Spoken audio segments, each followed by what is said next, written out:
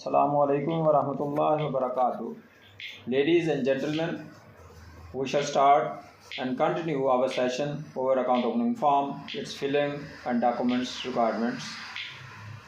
Today our main discussion will be, as already informed to all the people in the previous session, that's rules and regulation or terms and condition for opening a bank account with any bank, scheduled bank of Pakistan. Local currency में account खोलने के लिए अभी हम इसी को discuss कर रहे हैं। फॉरेन करेंसी के लिए हम इंशाल्लाह अलहदा से सेशन करेंगे और उसको बाकायदा अलहदा से डिस्कस करेंगे। लिहाजा टर्म्स एंड कंडीशन पे जाते हुए, रूल्स एंड रेगुलेशन पे जाते हुए हम आपको बताएंगे कि बैंक अकाउंट खोलने के लिए क्या क्या रूल्स होते हैं, बैंक की रिक्वायरमेंट क्या होती है, बैंक की ऑब्लिगेशन क्या होती हैं, कस्टमर की रिक्वायरमेंट क्या है, कस्टमर की ऑब्लिगेशन क्या है। वन बाय वन हम इनको डिस्कस करेंगे तमाम रूल्स रेगुलेशन को, और ताकि आपको ये ज़हन नशीन हो जाए, आपको याद रहें और आपके किसी न किसी ज़िंदगी की स्टेज में कहीं ना कहीं ये काम ज़रूर आती हैं चीज़ें। क्योंकि जब भी कोई लिटिगेशन की चीज़ मामला जाते हैं तो कोर्ट या जहाँ भी कोई इंक्वायरी ऑफिसर है वो आपके इन्हीं टर्म्स एंड कंडीशन, इन्हीं रेगुलेशन, रूल्स रेगुलेशन पे आपको कहीं ना कहीं पे पकड़ लेता है जहाँ से आपने वायलेट किया होता है, और वहीं से आपके ख़िलाफ़ इंक्वायरी या आपके ख़िलाफ़ पनिशमेंट या जो भी है वो सिलसिला स्टार्ट हो जाता है। लिहाजा हम आज डिस्कस करते हैं कि टर्म्स एंड कंडीशन क्या है, रूल्स एंड रेगुलेशंस क्या है। द फर्स्ट वन इज़ कि जब भी आप किसी बैंक में अकाउंट खुलवाने के लिए कोई कस्टमर एंटर होता है या बैंक वाले उसको अप्रोच करते हैं, तो बैंक अकाउंट खोलने के लिए जब आपका जहन बन जाता है तो सबसे पहले हर बैंक का अपना एक स्पेसिमेन अकाउंट ओपनिंग फॉर्म होता है।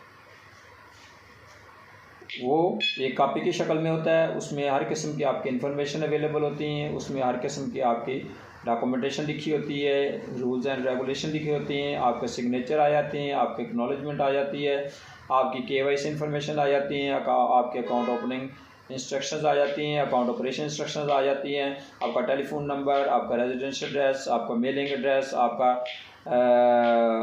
अल्टरनेट एड्रेस जो भी है वो आ जाता है, आपका ईमेल एड्रेस आ जाता है, आपका पासपोर्ट नंबर, जो जो इन्फॉर्मेशन आपकी अवेलेबल है। और इसमें एक चीज़ आप हमेशा ज़हन में रखिए कि जब आपके पास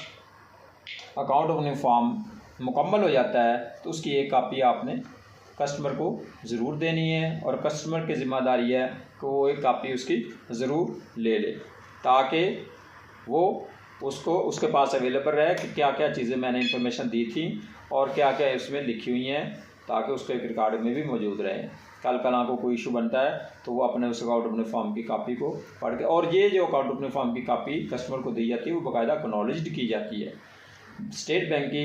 एक रिक्वायरमेंट है कि आप कस्टमर से एक्नॉलेज करवाएं कि आपने उसको अकाउंट ओपनिंग फॉर्म की कापी प्रोवाइड कर दी है, और कस्टमर की ज़िम्मेदारी है तो उसकी कापी बैंक से ले ले। अगर बैंक ऑफिसर नहीं भी प्रोवाइड कर रहा तो उसको कहे जी मुझे इसकी एक कापी करवा के दें, जो जो जहाँ जहाँ मैंने साइन किए हैं वो सारे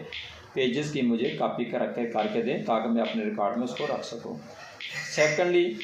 जब भी अकाउंट फॉर्म फिल किया जा रहा होता है तो उसमें जो चीज़ एप्लीकेबल नहीं होती,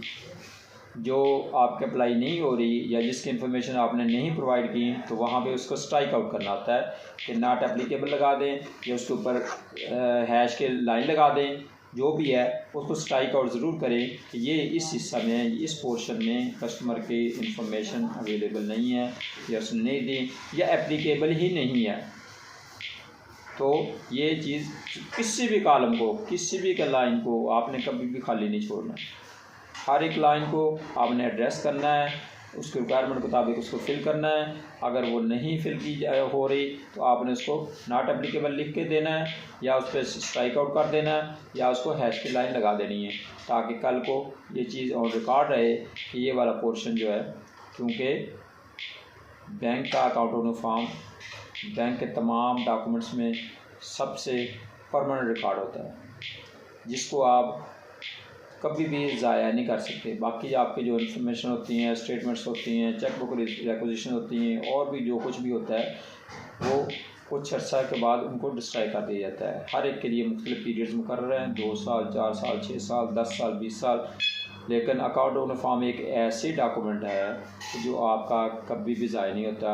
आपको परमानेंट रिकॉर्ड के तौर पे उसे अपने बैंक के रिकॉर्ड में रखना होता है। 50 साल के बाद भी कोई अपना अकाउंट ओपन फॉर्म देखना चाहे या बैंक को ज़रूरत पड़े तो बैंक के रिकॉर्ड में अकाउंट ओपन फॉर्म मौजूद होना चाहता है। मर्जर हो जाए ब्रांच की, ब्रांच शिफ्ट हो जाए, जहाँ जहाँ भी जाएगी अकाउंट ओपन फॉर्म वो साथ साथ जाता है और वहाँ पे उस ब्रांच के रिकॉर्ड में मौजूद होता है। या बैंक के जो मेन रिकॉर्ड रूम होता है वहाँ पे उसका अकाउंट ओपनिंग फॉर्म का मौजूद होना ज़रूरी है। तो इसलिए इस डॉक्यूमेंट को मुकम्मल करें। जब आपने अकाउंट ओपनिंग फॉर्म फिल कर लिया, बैंक ऑफिसर ने आपका फिल कर लिया या आपने ख़ुद फिल कर लिया, उसके सारी इन्फॉर्मेशन आपने राइट कर ली, उसके ऊपर आपने अपना सर्टिफिकेट दे दिया कि मैंने बैंक को सारी इन्फॉर्मेशन प्रोवाइड कर दी हैं। आपने अपनी स्टैंडिंग इंस्ट्रक्शन दे दी, अकाउंट ऑपरेशन इंस्ट्रक्शन दे दी, आपने चेक बुक के लिए रिक्वायरमेंट दे दी कि आपको कितने लीव्स की चेक बुक चाहिए, आपको एटीएम रिक्वायर्ड है कि नहीं रिक्वायर्ड, आपको ऑनलाइन फैसिलिटी रिक्वायर्ड है या नहीं रिक्वायर्ड, आपको इंटरनेट फैसिलिटी रिक्वायर्ड है या नहीं रिक्वायर्ड। जो भी चीज़ें वहाँ पे हैं आप उसको मेंशन करते जाएं, टिक करते जाएं, स्ट्राइक आउट करते जाएं। उसके बाद वो फॉर्म मुकम्मल हो गया। अब कस्टमर की ये ज़िम्मेदारी है कि बैंक के अकाउंट और फॉर्म के मुताबिक जो डॉक्यूमेंट्स रिक्वायर्ड है वो कस्टमर की ज़िम्मेदारी है कि वो बैंक को ऐसा तरीके से उसको प्रोवाइड करे, नेक नीयती से प्रोवाइड करे। मसलन शनाख्ती कार्ड की कापी चाहिए होगी, आपके सर्टिफिकेट चाहिए होंगे, आपका बिज़नेस प्रूफ चाहिए होगा, आपका इनकम प्रूफ चाहिए होगा,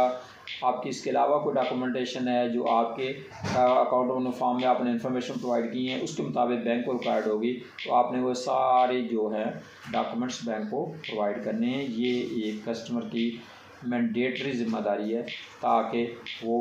बैंक को ये चीज़ें प्रोवाइड करे, ताकि किसी भी स्टेज पे बैंक उसको अकाउंट फॉर्म को रिफ्यूज़ ना कर सके। हाँ, इसके साथ साथ एक चीज़ होती है कि प्रिंटेड आपके अकाउंट पे डॉक्यूमेंट्स लिखे हुए हैं कि ये डॉक्यूमेंट्स रिक्वायर्ड है। आपने अपना अकाउंट जब फिल करवाया तो वहाँ पे कोई ऐसा एक पॉइंट आ जाता है जहाँ पे उसके अलावा भी बैंक समझता है कि मुझे इस डॉक्यूमेंट की ज़रूरत है या इस इन्फॉर्मेशन की ज़रूरत है इन राइटिंग में या उसके प्रूफ की मुझे ज़रूरत है, तो वो भी कस्टमर की ज़िम्मेदारी है कि वो बैंक को प्रोवाइड करे। डॉक्यूमेंट्स प्रोवाइड करने हैं आपने, जो रिक्वायर्ड है वो प्रोवाइड करने हैं और वो डॉक्यूमेंट को ओरिजिनल को देख के बैंक ऑफिसर उनको अटेस्ट करेगा, वेरीफाई करेगा और उसके ऊपर स्टैम्प लगाएगा ओरिजिनल सील की और उसको बैंक के अकाउंट में वो फॉर्म उनको साथ अटैच कर देगा। जब ये सारे डॉक्यूमेंट्स आपने बैंक को प्रोवाइड कर दिए हैं तो उसके बाद आपकी रिक्वायरमेंट है कि बैंक की ये ज़िम्मेदारी है कि जब आपने प्रूडेंशियल रेगुलेशन के मुताबिक, बैंक के रिक्वायरमेंट के मुताबिक, बैंक के SOPs के मुताबिक, वो मीन SOPs, जनरली हम ये लफ्ज़ इस्तेमाल कर लेते हैं। SOPs मीन होता है स्टैंडर्ड ऑपरेटिंग प्रोसीजर्स। ये ज़हन में रखें, स्टैंडर्ड ऑपरेटिंग प्रोसीजर्स कि बैंक ने जो रूल्स रेगुलेशन किसी भी अकाउंट फॉर्म के लिए मुकर्रर किए हुए हैं उनको SOPs कहा जाता है। वो आपके उसके रिकॉर्ड की शक्ल में मौजूद होते हैं। तो जब ये आप SOPs आपके पास अवेलेबल होते हैं तो उसके मुताबिक आपने अकाउंट को क्रिएट करना होता है। आपने बैंक की रिक्वायरमेंट पूरी कर दी, आपने बैंक को अकाउंट ओपनिंग फॉर्म दे दिया, बैंक को आपने इंफॉर्मेशन दे दी, बैंक को आपने सारे डॉक्यूमेंट्स दे दिए जो बैंक ने रिक्वायर किए। हाँ, अगर आपके अकाउंट ऑपरेशन के दौरान भी अगर बैंक ये समझता है वो KYC में चेंज आती है, आपके ट्रांजैक्शन में चेंज आती है, आपके एड्रेस में चेंज आता है, आपके ऑपरेटिंग इंस्ट्रक्शन में चेंज आती है, कोई भी किसी किस्म का भी है, तो बैंक आपसे बाद में ही अकाउंट ऑपरेशन के दौरान भी आपसे कोई डॉक्यूमेंट रिक्वायर कर सकता है। साल के बाद, 2 साल के बाद, 3 साल के बाद, जब भी बैंक ये महसूस करे कि आपको एडिशनल किसी डॉक्यूमेंट की बैंक को ज़रूरत है तो वो भी आपकी ज़िम्मेदारी है तो बैंक को वो प्रोवाइड करें। जब आपने ये सारी चीज़ें प्रोवाइड कर दी तो बैंक की ज़िम्मेदारी है कि बैंक आपका अकाउंट खोले। बैंक आपके अकाउंट को रिफ्यूज़ नहीं कर सकता फिर किसी भी शक्ल में। अगर वो रिफ्यूज़ करता है या कोई उसमें बात करता है तो आप किसी भी फोरम पे बैंक के area office, regional office, head office या स्टेट बैंक में आप उसके अगेंस्ट कंप्लेंट करवा सकते हैं कि मैंने बैंक को उनके रेगुलेशन के मुताबिक, उनके SOPs के मुताबिक, स्टेट बैंक के रेगुलेशन के मुताबिक, प्रूडेंशियल रेगुलेशन के मुताबिक सारे डॉक्यूमेंट्स प्रोवाइड कर दिए हैं और बैंक मेरा अकाउंट नहीं खोल रहा, ना ही वो मुझे कोई इसकी जस्टिफिकेशन दे रहा है कि हम क्यों अकाउंट ये नहीं खोल रहे। हाँ, किसी स्टेज पे बैंक अनसेटिस्फाइड अपने आप को समझता है कि ये मैं इस पे सेटिस्फाई नहीं हूँ, इसके बिज़नेस पे सेटिस्फाई नहीं हूँ, या इसके एड्रेस पे सेटिस्फाई नहीं हूँ, या कोई और वजह बनती है ऐसी, कोई इसको ऐसी इन्फॉर्मेशन मिल जाती है तो वो उसका अकाउंट नहीं खोलना चाह रहा, तो वो कोशिश ये करे कि किसी न किसी शक्ल में कस्टमर तक वो कन्वे कर दे कि ये वजह है कि हम इसके लिए आपका अकाउंट नहीं खोल रहे,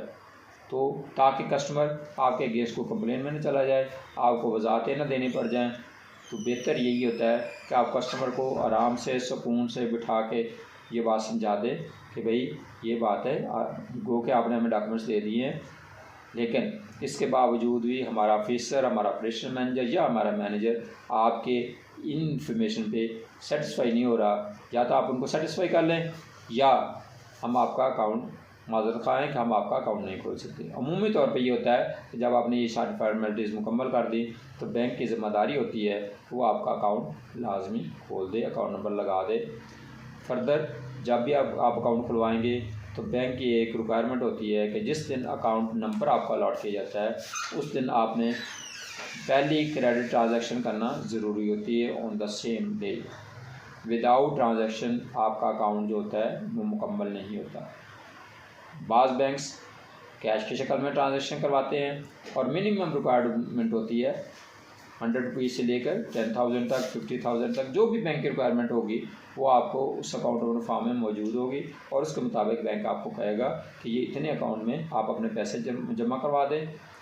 और सेम डे में जमा करा दें। जो जब वो आपके डॉक्यूमेंट फिल कर रहा होता है, जब उनको मुकम्मल कर लिए उसने, जब आपको अकाउंट नंबर अलॉट करने जा रहा होता है तो वो आपके साथ ही एक डिपॉजिट स्लिप भी फिल कर लेता है और वो आप वहाँ पे उस पर आप साइन ले लेता है। अगर कैश डिपॉजिट करवाना है तो कैश की ट्रांजेक्शन करवाता है, अगर ट्रांसफ़र में या क्लियरिंग के थ्रू, चेक के थ्रू, किसी थर्ड पर्सन के चेक के थ्रू आपका अकाउंट ओपन होना है तो जो भी रिक्वायरमेंट बैंक की होगी उसके मुताबिक वो आपको एक ट्रांजैक्शन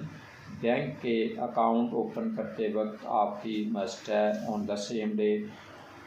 सेम डेट। क्योंकि मैंने पहले भी आपको बताया था कि जब आप अकाउंट नंबर अलॉट करने जा रहे हैं तो अकाउंट ओपनिंग फॉर्म पे, एसएस कार्ड पे और जितने भी डॉक्यूमेंट्स अकाउंट फॉर्म के साथ लगे उनके ऊपर आपने वही डेट डालनी है जिस दिन आपने अकाउंट नंबर लगाना है।